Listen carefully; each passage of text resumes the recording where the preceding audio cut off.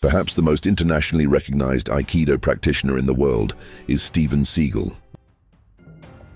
The founder of Aikido was Morihei Ueshiba.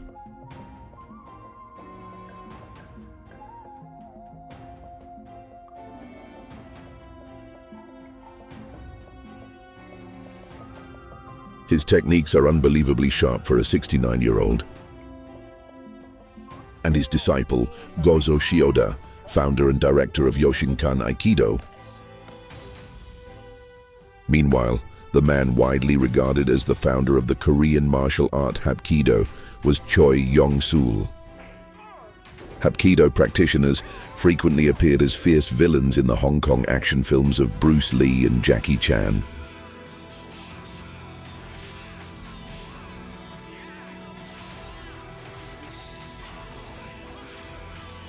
And for MMA fans, Chan Sung-jung, better known as the Korean Zombie, was also known to have trained in Hapkido. But when tracing the lineage behind all of them, the shadow of one small, almost deranged Japanese martial artist begins to emerge. That man was Takeda Sokaku. Everything began with him. There was a martial artist regarded as one of the most mysterious figures of the 20th century. His most famous disciple, Morihei Ueshiba, achieved worldwide fame as the founder of Aikido, a martial art practiced by millions seeking spiritual harmony.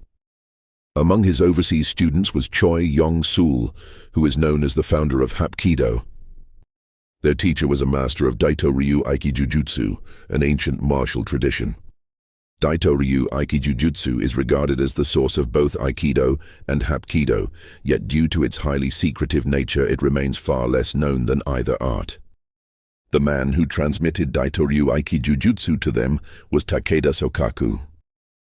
Sokaku did not maintain a permanent dojo. Instead, he traveled from region to region, teaching martial techniques intended for real combat, primarily to local elites and influential figures. According to the traditional narrative promoted by Sokaku, Daito-ryu traces its origins back to Minamoto no Yoshimitsu. The art was supposedly passed down through the Takeda clan of Kai province, and after the clan's destruction, surviving retainers fled to Aizu. There, the art was ultimately preserved within the Aizu domain as a martial system taught exclusively to high-ranking samurai.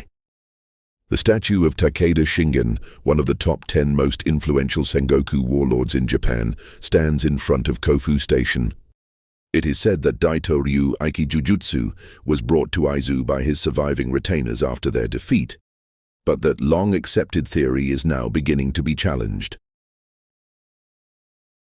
According to the traditions passed down by Takeda Sokaku, his lineage was said to descend from high-ranking samurai.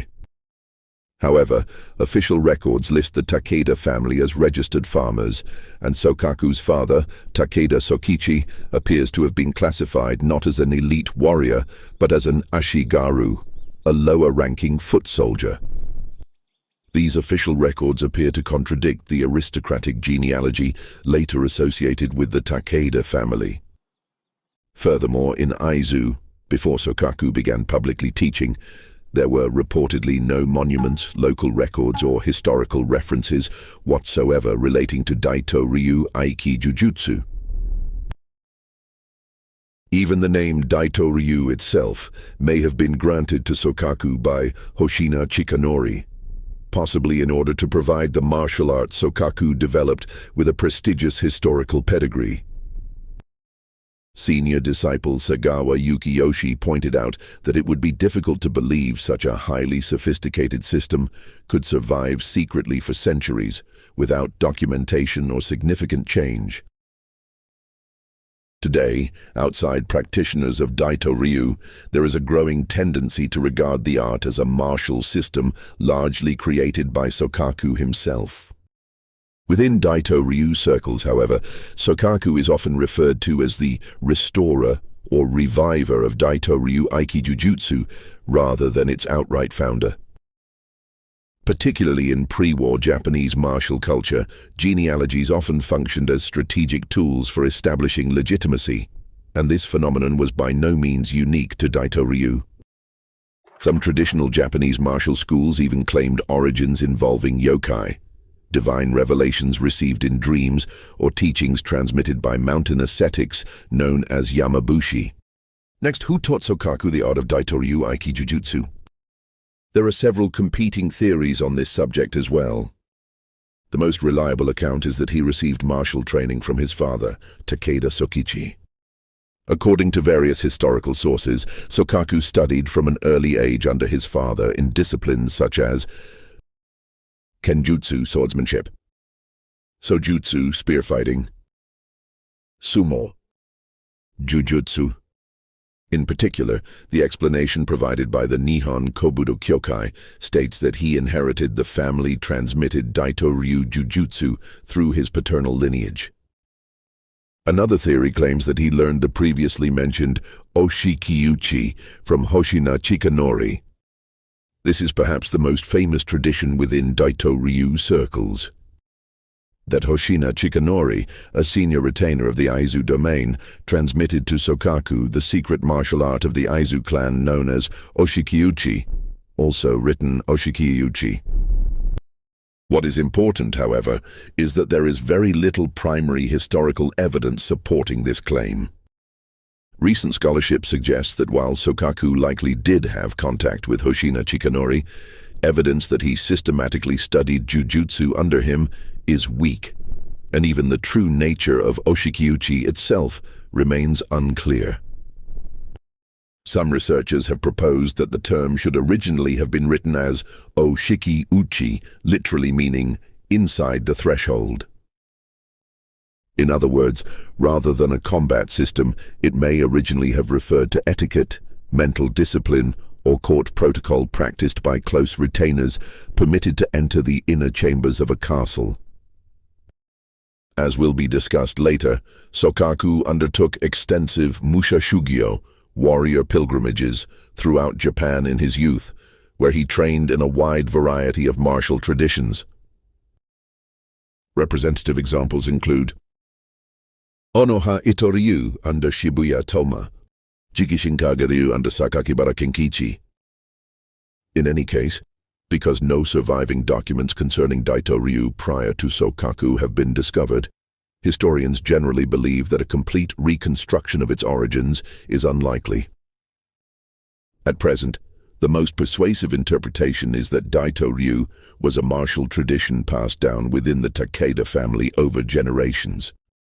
Embedded within that system were also principles derived from Onoha Ito-ryu, the traditional martial art of the Aizu domain.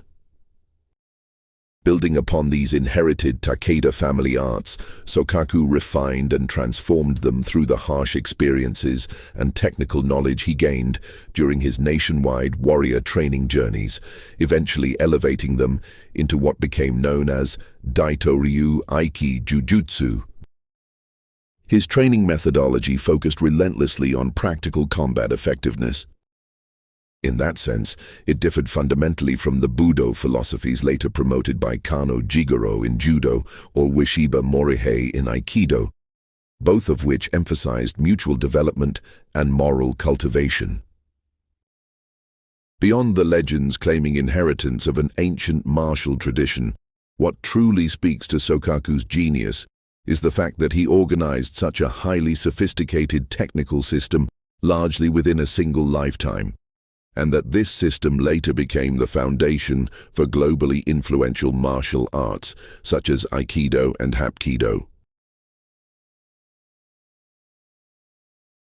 In 1868, that brought Japan into a period of dramatic transformation. The fighting between the former Tokugawa shogunate forces, who relied on traditional martial arts, and the new imperial government army, which was armed primarily with firearms, intensified across the country. The northeastern domains, led by the Aizu domain, continued their resistance, but their struggle ultimately came to an end with the later that same year. The castle town of Wakamatsu was engulfed in fierce flames of war, and much of the castle and surrounding town suffered catastrophic destruction. The age of the samurai was truly coming to an end. Amid this turbulent era, on October 10, 1860, a boy named Takeda Sokaku was born into the Takeda family of Oike in Aizu. He would later spread the name of Daito-ryu Aiki-jujutsu throughout Japan. The Takeda family were rural samurai landholders who owned fields and farmland for generations, and Sokaku's father, Takeda Sokichi, was known locally as a formidable man. Sokichi was a huge figure weighing over 110 kilograms, and it was said that in sumo matches held at shrine grounds, he possessed the strength of an Ozeki-level champion. He was also highly skilled in swordsmanship and staff fighting, teaching martial arts in a dojo converted from the family storehouse. At the same time, Sokichi valued scholarship as much as martial ability. He taught reading and writing to children at a nearby temple, while also instructing sumo wrestling within the temple grounds. In many ways, he embodied the ideal of balancing both literary and martial excellence. Sokichi had personally fought in both the and the Aizu War, leading a group of sumo wrestlers as artillerymen. On the battlefield, he witnessed a harsh reality. No matter how skilled a warrior might be with the sword, firearms could render traditional martial skill powerless. The age of the sword was fading away. With the collapse of the shogunate, martial arts rapidly declined, and society's values began to change. Sensing this shift keenly, Sokichi decided that his eldest son, Sokatsu, should pursue scholarship rather than martial training. Sokatsu would later become a Shinto priest. But the second son, Sokaku, was different. Even as the era of the samurai drew to a close, he found himself increasingly drawn toward the martial path. Sokichi attempted to give young Sokaku a formal education at a temple school as well. However, from an early age, Sokaku strongly disliked sitting at a desk and resisted fiercely. In the end, Sokichi was forced to abandon the idea of providing him with a conventional education.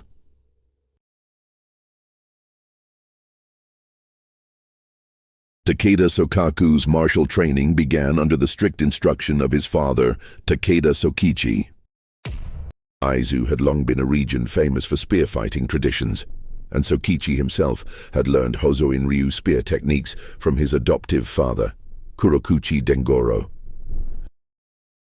Sokaku was taught spear fighting, swordsmanship, sumo, and the techniques of Daito-ryu by his father, showing extraordinary ability from an early age. Sokichi was also known locally as an Ozeki-class sumo wrestler, and powerful wrestlers frequently gathered at the Takeda household. Through training with these adults, Sokaku developed exceptional skill and lightning-fast movement, despite his small physique. As a teenager, Sokaku secretly entered local amateur sumo tournaments without his father's knowledge, repeatedly winning championships and bringing home prizes. During his youth, the formal swordsmanship Sokaku studied was Onoha Ito-ryu, taught at the Yokikan dojo in Aizu. His instructor was Shibuya Toma. In the Aizu domain, mastery of Onoha Ito-ryu was considered part of samurai tradition, and the Shibuya family was regarded as one of the domain's finest practitioners. At the age of 13, Sokaku persuaded his father to allow him to become a live-in disciple of the renowned Tokyo swordsman Sakakibara Kenkichi, a master of Jikishinkage Ryu. Sokaku spent approximately 2.5 years at the Sakakibara dojo, where he is said to have studied not only swordsmanship, but also a wide range of martial weapon arts, including staff techniques, spear fighting, short bow, kusarigama, and naginata. The Gekkenkai tournaments organized by Sakakibara enjoyed unprecedented popularity at the time, and Sokaku had long admired them before joining the school. In later years, he often spoke about the excitement and intensity of those matches. While training in Tokyo, Takeda Sokaku also participated in the public sword-fighting exhibitions hosted by his teacher, Sakakibara Kenkichi, astonishing audiences with his sharp swordsmanship. At the time, these Gekken exhibitions were immensely popular, with martial artists performing fierce matches that resembled real combat and drew thunderous applause. However, as time passed, the exhibitions gradually became more theatrical, emphasizing spectacle and crowd-pleasing performances over the original spirit of martial arts. Sokaku is said to have developed a deep disgust toward such trends. To him, martial arts were not performances meant to entertain spectators, but real combat in which life and death were at stake.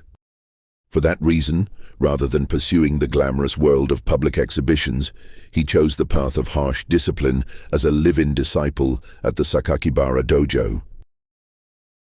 At the time, Sokaku was not only engaging in matches against skilled practitioners within the same school, but was also reportedly crossing swords with masters of various traditions who had once taught at the Tokugawa shogunate's Kobusho military academy.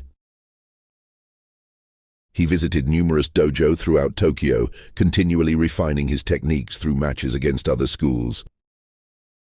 By his mid-teens, Sokaku had already encountered situations involving genuine life-or-death struggles. In the spring of 1875, while traveling back to his hometown, Sokaku was suddenly attacked at night near a bridge in the Inawashiro area of Fukushima Prefecture.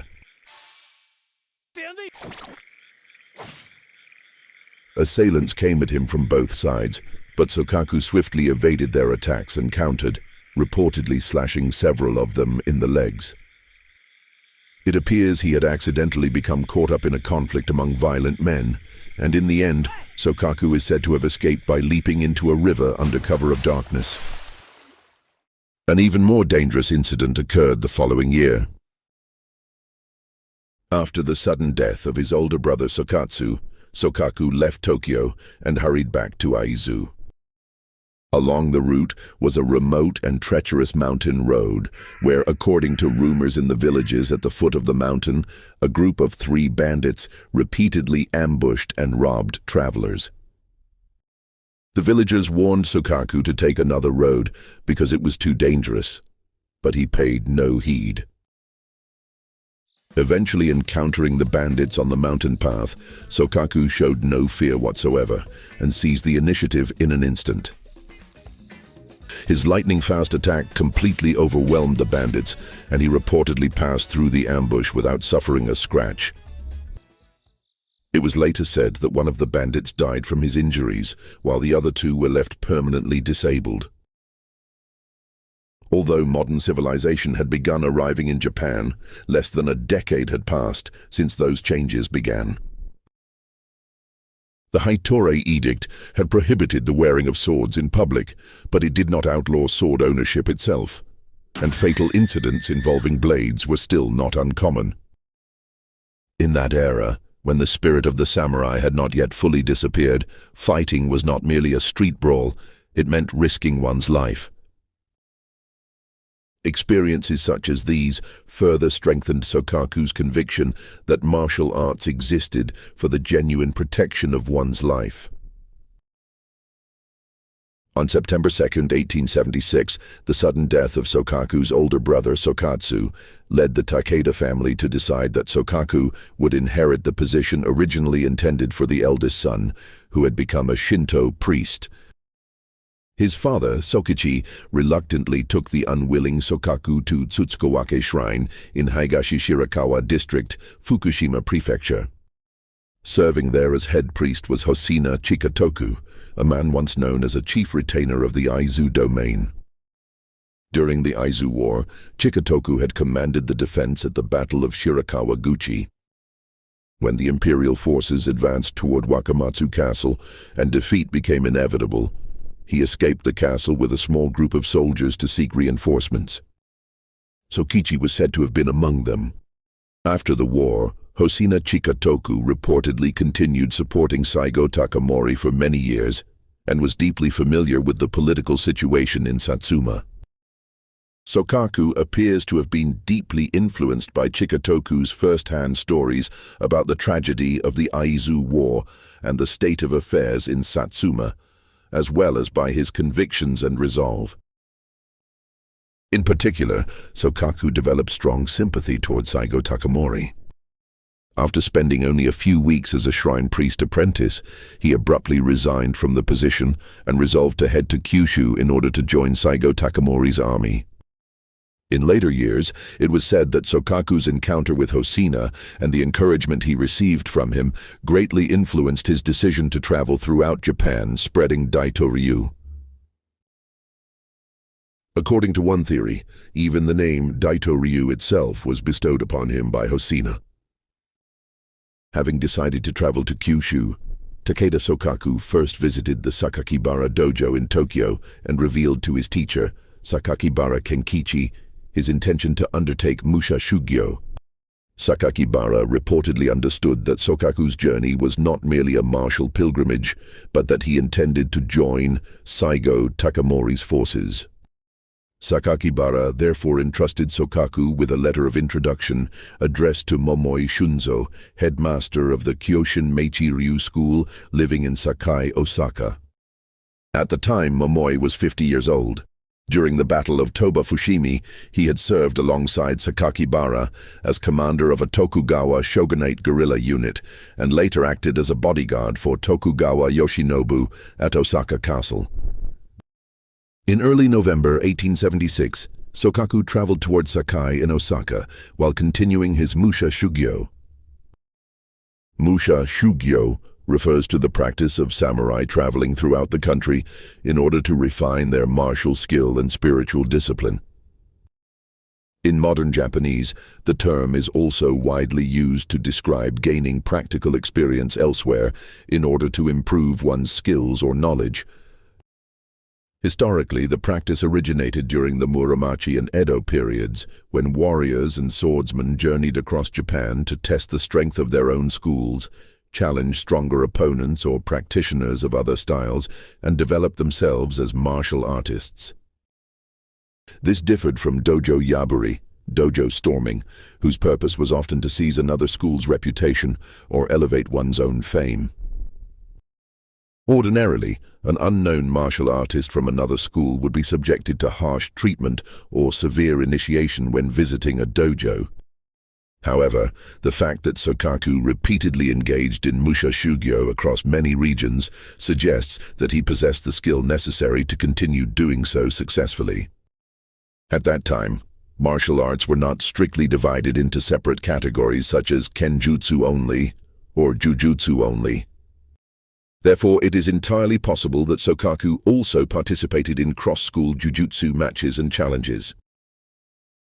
After traveling from dojo to dojo across Japan, he eventually arrived at the Momoi dojo. Upon seeing Sokaku's movements, Momoi was said to have been astonished by his extraordinary talent. Though small in stature, Sokaku possessed uncanny agility. Through relentless training, he rapidly improved his skills, eventually becoming capable of taking 3 victories out of 5 matches even against Momoi himself, something Momoi later personally acknowledged. However, Sakakibara's letter of introduction carried another purpose as well, likely out of concern for his beloved student. In it, he reportedly asked Momoi to persuade Sokaku not to join Saigo's army. While awaiting news of Saigo Takamori's uprising, Sokaku immersed himself completely in swordsmanship training. Then in early 1877, news reached Osaka that Saigo Takamori had indeed rebelled. Sokaku bid farewell to Momoi and departed for Kyushu, together with fellow students who shared his ambitions. But there, they encountered the Imperial Army's heavily guarded security network. It is believed this was arranged through the consideration of Sakakibara and Momoi, both worried about Sokaku's fate. Although Sokaku and his companions attempted several infiltrations, they ultimately failed to break through. Eventually, he abandoned the journey to Kyushu and returned once more to his Musha Shugyo, his warrior's pilgrimage of martial training. In the years that followed, Sokaku continued traveling throughout Japan to refine his martial skills. At the Sakai dojo in particular, he reportedly devoted himself intensely to spear training.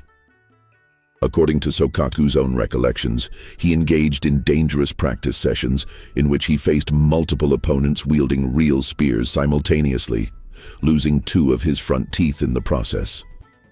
Safe training held no meaning for him. For Sokaku, true martial arts existed only in life-and-death conditions.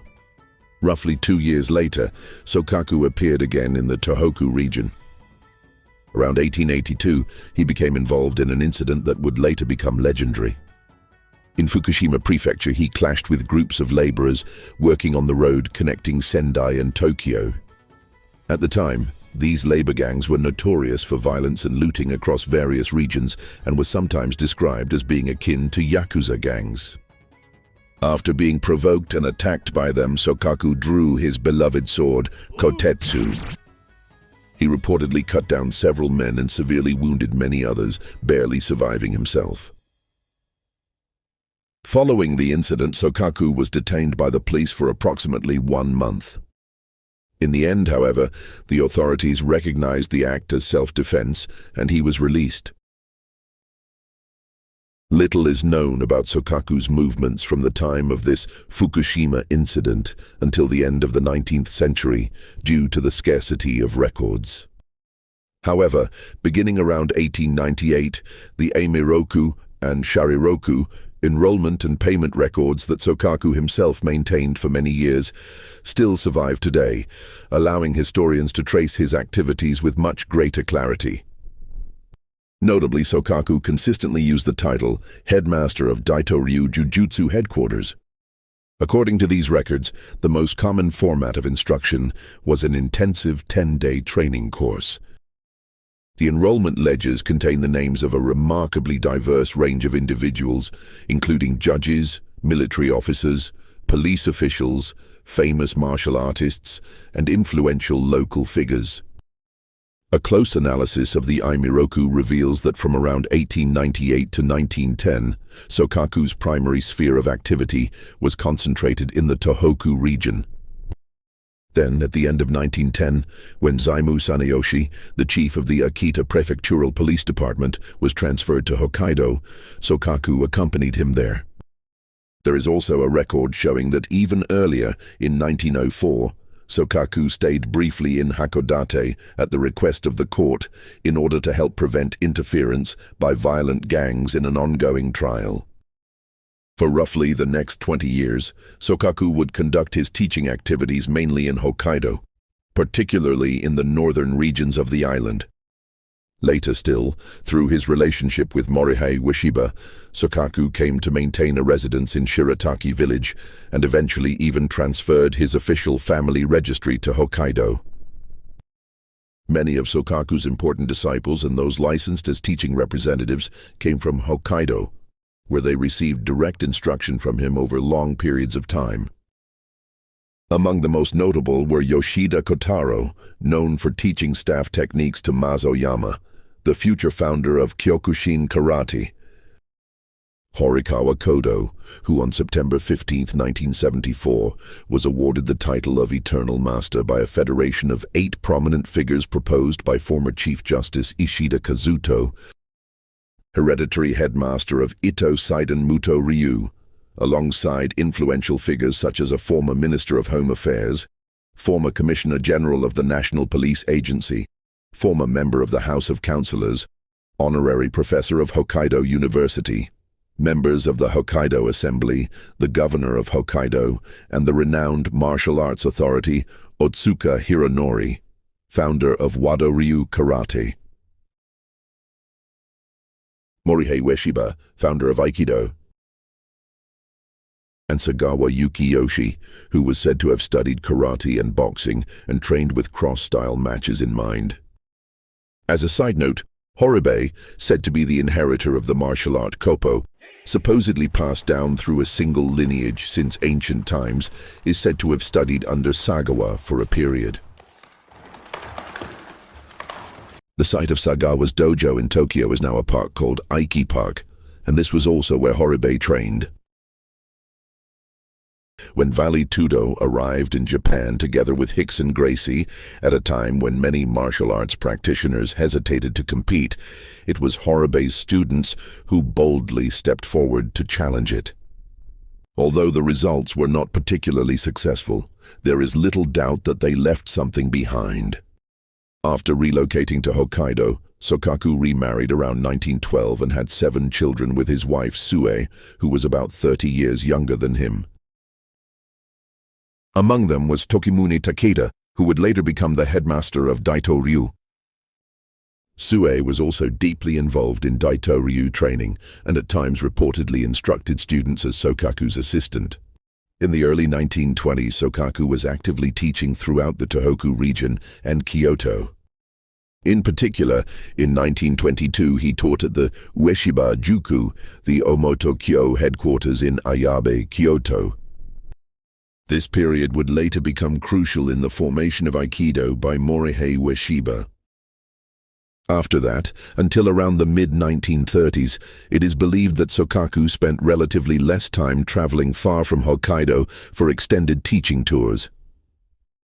However, by the mid-1930s, Sokaku once again expanded his activities across Tohoku, Kanto, and Kansai.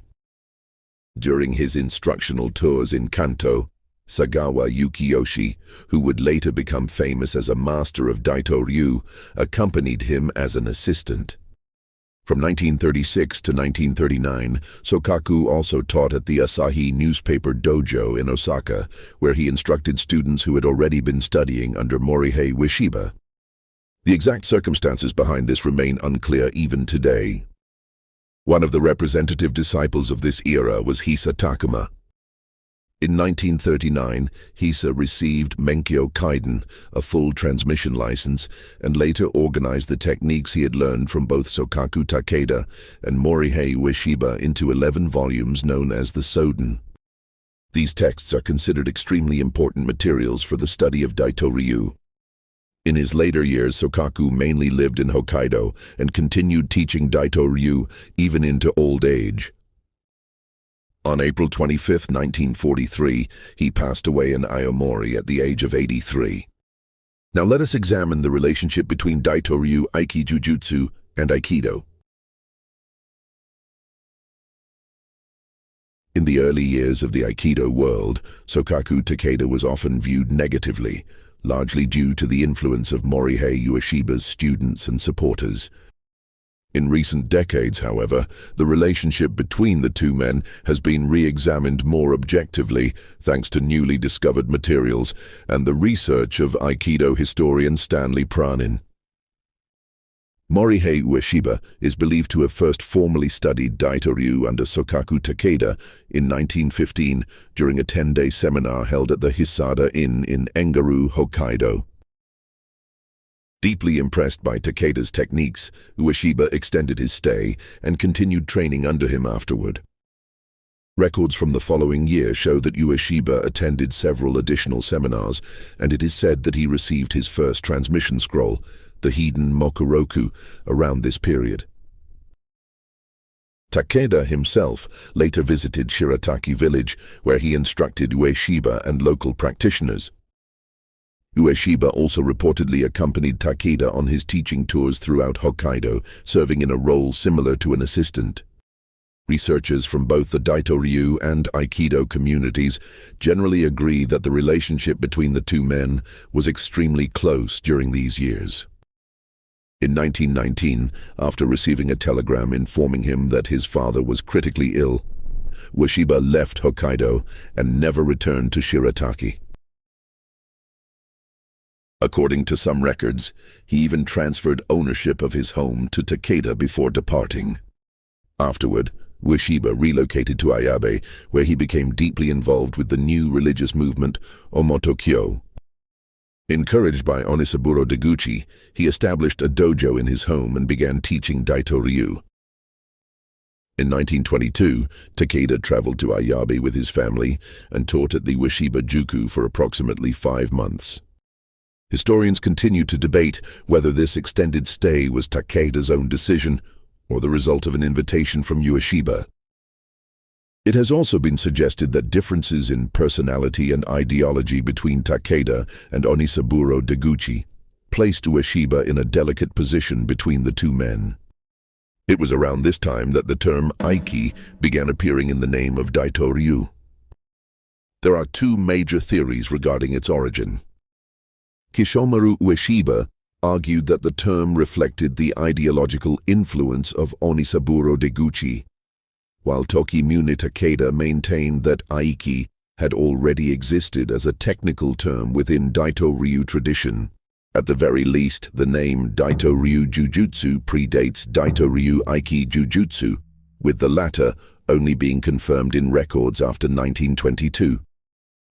During his stay in Ayabe, Takeda mainly taught members of the Omodo-kyo community, including naval officers such as Admiral Masayasu Asano. Records from the same year also indicate that Ueshiba was granted the authority of Kyoju Dairi, or Certified Instructor Representative.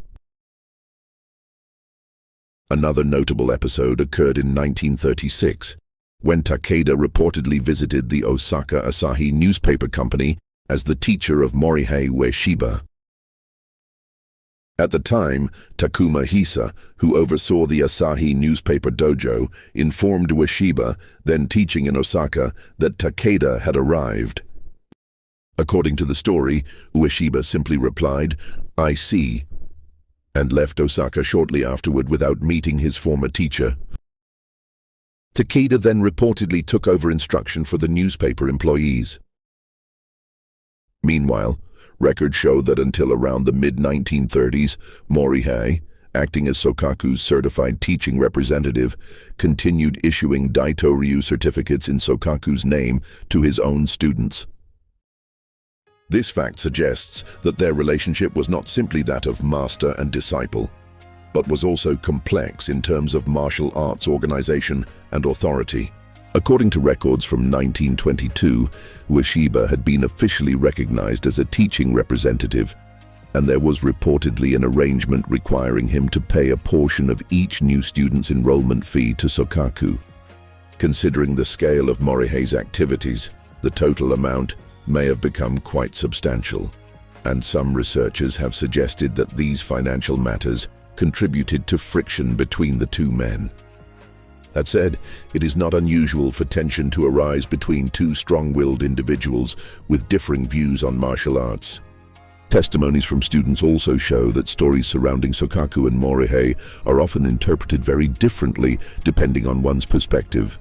Even so, it is generally believed that Morihei highly respected Sokaku's martial ability, while Sokaku likewise regarded Morihei as one of his most talented disciples. From the perspective of martial arts history, Aikido and Daito-ryu are inseparably connected. And it is highly likely that Aikido could not have come into existence without the influence of Daito-ryu. At the same time, some have pointed out that without the widespread dissemination achieved through Aikido, it is uncertain whether Daito-ryu itself could have continued to survive long after Sokaku's era. Next, let us examine the relationship between Daito-ryu Aiki-jujutsu and Hapkido. Choi Yong-sul is widely known as the founder of the Korean martial art Hapkido. However, his martial arts background, particularly his activities during his years in Japan, remains the subject of intense debate to this day. According to Choi's own testimony, around 1912, while living as an orphan in a Korean village, he was taken to Japan by a Japanese confectionery merchant named Morimoto, who had lost his own child. Choi claimed, however, that he continually refused to become Morimoto's adopted son and was eventually abandoned in the streets of Moji. Afterward, Choi reportedly survived by begging as he made his way to Osaka, where he was eventually taken into police custody and sent to a Buddhist temple in Kyoto. There, he allegedly came under the care of the temple's head priest, Watanabe Kintaro. The name Watanabe Kintaro, however, sounds suspiciously fictional to many Japanese ears, and this has become one of the reasons why Choi's biography is often discussed critically. Although Choi struggled to adapt to life at the temple, he became fascinated by battle scenes depicted in the temple murals. One day, when Watanabe asked him about his future ambitions, Choi replied that he wished to study martial arts. Watanabe Kintaro was said to have been acquainted with Takeda Sokaku. According to Choi's testimony, he became Takeda's adopted son around the age of 11 and was given the Japanese name Yoshida Asao. He claimed that he then entered the Takeda household in Akita and trained under Takeda for the next 30 years. Furthermore, in an interview conducted in the United States in 1980, Choi stated that he had accompanied Takeda across Japan as an instructional assistant, traveled overseas as part of demonstration teams during the 1930s, participated in the capture of wartime deserters, and had been the only disciple who completely understood Takeda's entire technical system. However, many objections have been raised regarding these claims.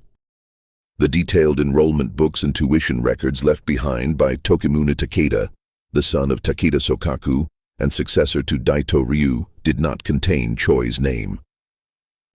As a result, many figures within Daito-ryu circles came to regard Choi as little more than a servant.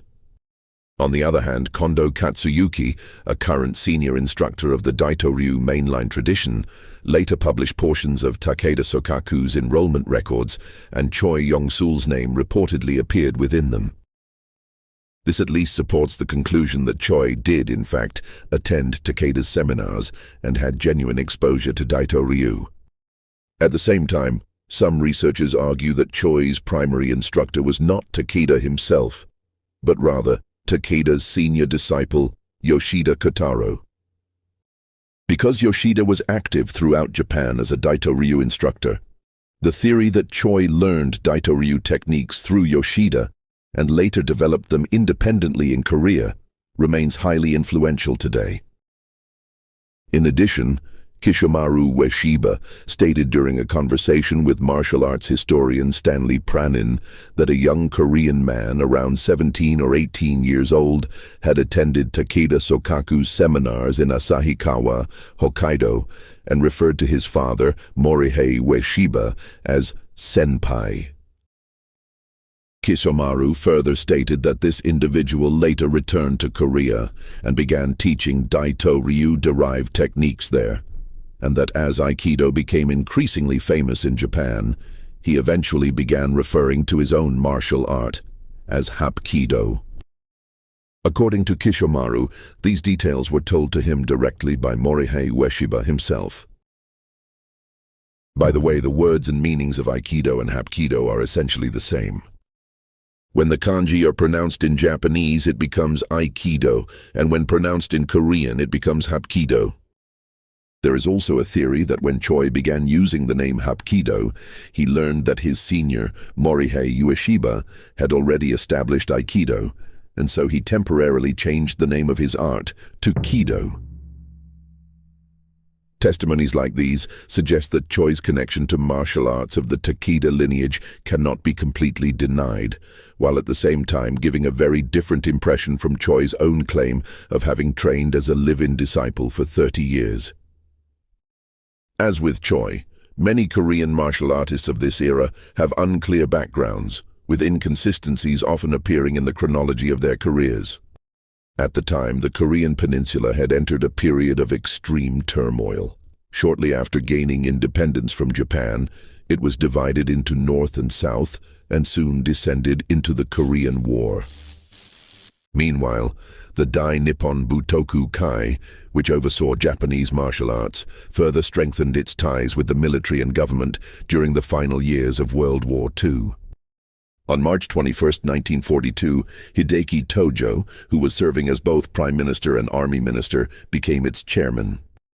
As a result, after the war, individuals who had cooperated with the Japanese government or military during colonial rule could be condemned as traitors to the nation and become targets of persecution or political purges. Because of these circumstances, some martial artists avoided publicly disclosing the details of their past or intentionally kept parts of their careers vague. It is believed that this later led to contradictions in timelines and inconsistencies in their biographies. However, in Japan, such historical circumstances are often ignored, and these figures are sometimes discussed simply as people who falsified their backgrounds and imitated Japanese martial arts. On the other hand, in parts of Korea, there have also been movements claiming that clearly Japanese origin martial arts, such as Kendo, actually originated in Korea, leading to further controversy. Altogether, it remains a highly complex issue. As mentioned earlier, Hapkido makes heavy use of kicking techniques similar to those seen in Taekwondo. However, early Hapkido reportedly did not originally contain such kicks, and one theory states that they were later incorporated by Choi's students. After colonial Korea was liberated from Japan and Choi returned to Korea, the peninsula soon became a battlefield.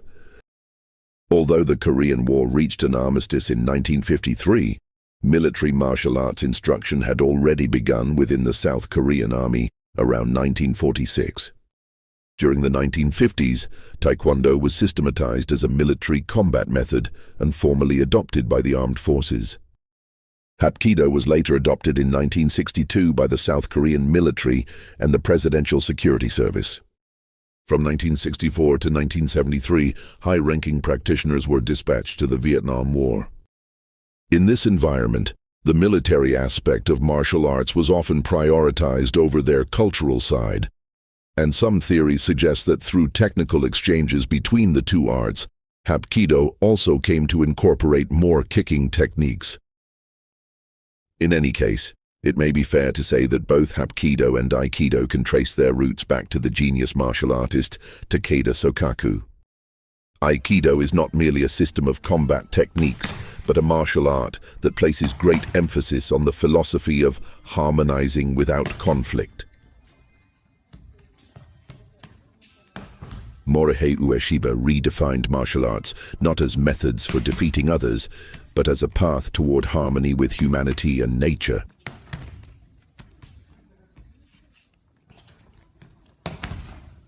Since these are demonstrations, the receiver is likely moving in ways that make the techniques easier to apply.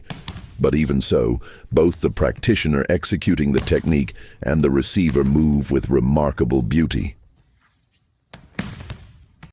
On the other hand, there is Hapkido. The kicking master introduced earlier frequently appeared in films starring Bruce Lee and Jackie Chan. The sharpness of his joint-locking techniques, derived from Daito-ryu Aiki-jujutsu, is every bit as impressive as the kicking techniques he displayed in his youth. Finally, let us take a look at a demonstration of Daito-ryu Aiki-jujutsu itself.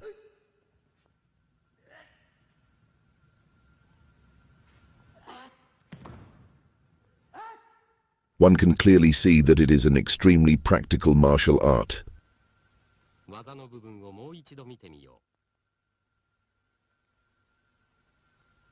Techniques created within a single lifetime by a man who repeatedly experienced life and death encounters through martial arts possess a unique sense of authenticity and persuasive power.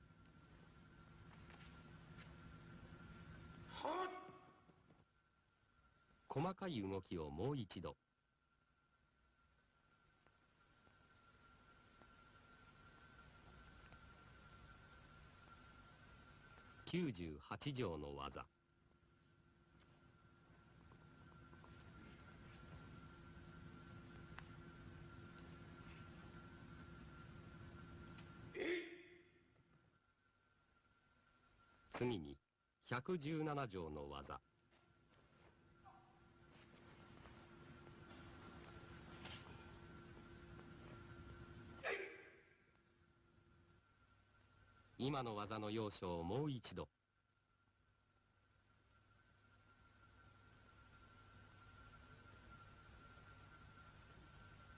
送電第6巻4条の技。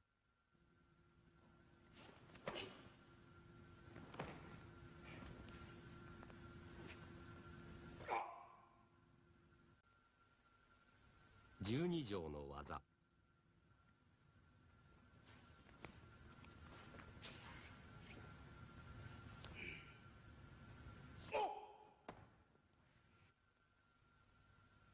次は15条の技。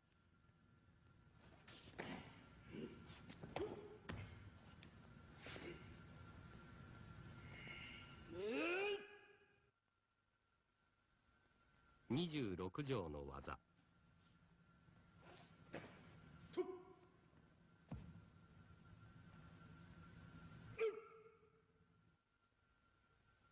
では細かい点をもう一度繰り返してみてみよ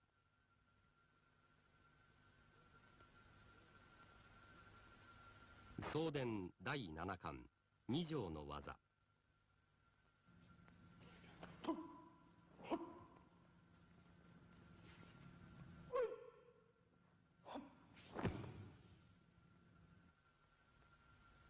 15条の技。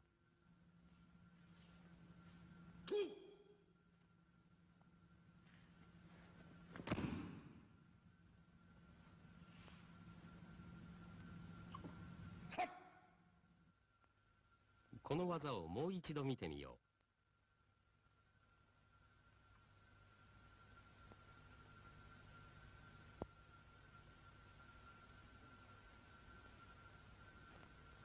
う。続いて19条20条の技。